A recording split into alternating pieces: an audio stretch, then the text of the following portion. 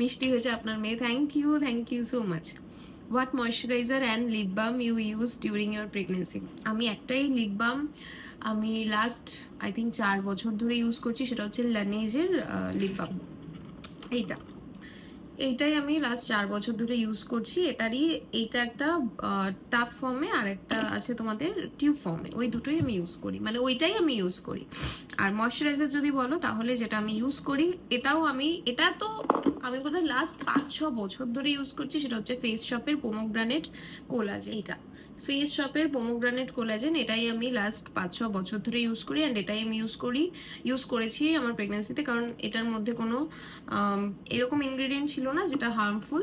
এবং আমি যেটা করেও ছিলাম, এটাও আমি তোমাদেরকে বলে দিচ্ছি, সেটা হচ্ছে আমি আমার প্রচুর প্রোডাক্ট ডিসকার্ড করে দিয়েছিলাম, কারণ ওগুলোর মধ্যে কেমিক্যালস ছিল, ওগুলোর মধ্যে প্রচুর মানে জিনিসপত্র ছিল যেগুলো ডিউরিং প্রেগনেন্সি ইউজ করা সেফ ছিল না।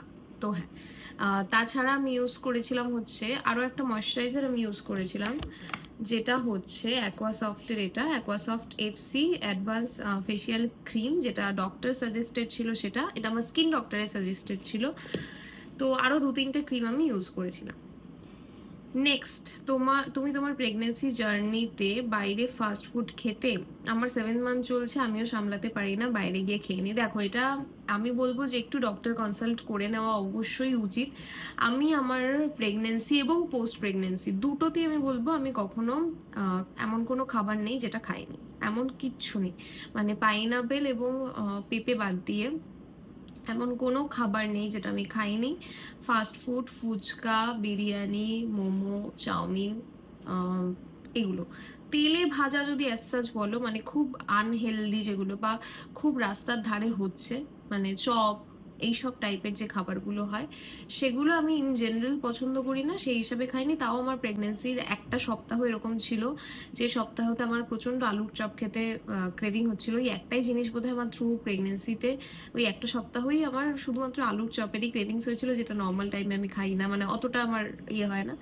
তো ওটাও আমি খেয়েছি। আদারওয়াইজ আমার আলাদা করে আমি কোনো খাবার বন্ধ করিনি, মানে কোনো খাবারই এরকম ছিল না যেটা আমি খাইনি, সেটা বাইরের খাবার হোক বা বাড়ির কোনো খাবার বা রিচ খাবার সেরকম।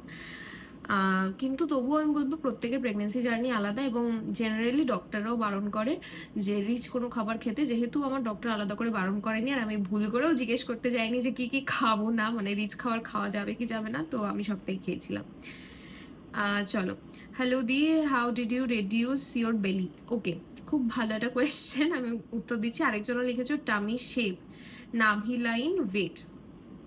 আমি যেটা আমার ছিল, তোমরা হয়তো যেটা আমার পোস্ট পার্টে, মানে সি সেকশনের after C section first work যে ভিডিওটা ছিল, ওটা দেখলেও বুঝতে পারবে যে আফটার ডেলিভারি কিন্তু তোমাদের একটা বড় ব্লোটিং পেট থাকবে।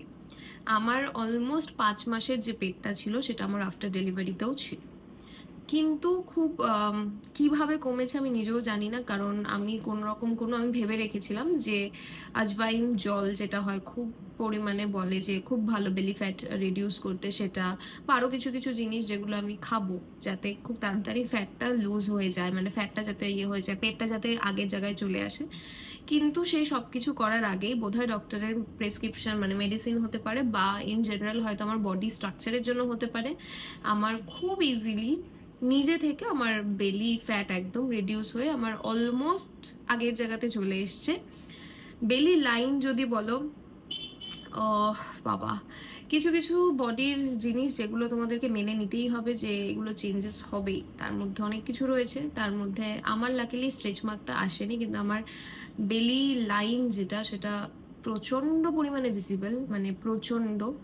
তো সেটা আমার এখনো সেম রয়ে গেছে, এবং যেহেতু স্কিন লুজ হয়ে গেছে, ওখানে স্কিনটা আগে যতটা ছিল, জেনারেলি যেটা হয় স্কিন লুজ হয়ে যায়, যেহেতু স্কিন লুজ হয়ে গেছে সেটা আরও বেশি প্রপারলি ভিজিবল। তো হ্যাঁ, এখনো ওটা রয়ে গেছে, এবার সেটা যখন আবার এরপর আমি ডক্টর কনসালটেন্সিতে যাব, তখন ডক্টর কি বলছেন সেটা নিয়ে দেখে আমি তোমাদেরকে আপডেট করে দেবো। How to maintain your stretch mark, which week you delivered your baby? তোমার স্ট্রেচ মার্কের জন্য কি ইউজ করেছো, তোমার কত উইকে ডেলিভারি হয়েছিল? রিপ্লাই করে দিয়েছি। আরেকবার আমি জাস্ট চেক করে নিই যে আর কোনো এখন আছে কিনা। তো এখনো অবধি যত কোয়ারি ছিল, আশা করছি সব রিপ্লাই করে দিয়েছি। যদি তোমাদের আরও কিছু জানার থাকে, নতুন কিছু জানার থাকে, তাহলে এখনও তোমরা স্টোরিতে গিয়ে জিজ্ঞেস করতে পারো। অ্যান্ড ভিডিওটা কতটা হেল্পফুল হলো প্লিজ নিচে জানিও, কারণ তোমাদের কমেন্টের ওপরই ডিপেন্ড করে। তোমাদের কমেন্টগুলো পেলে না আমাদের পরবর্তী ভিডিওগুলো করতে এনকারেজমেন্ট পাই আমরা, আর কিছুই না। তো হ্যাঁ, কতটা হেল্পফুল হলো জানিও। আজকের মতো চলো, বাই।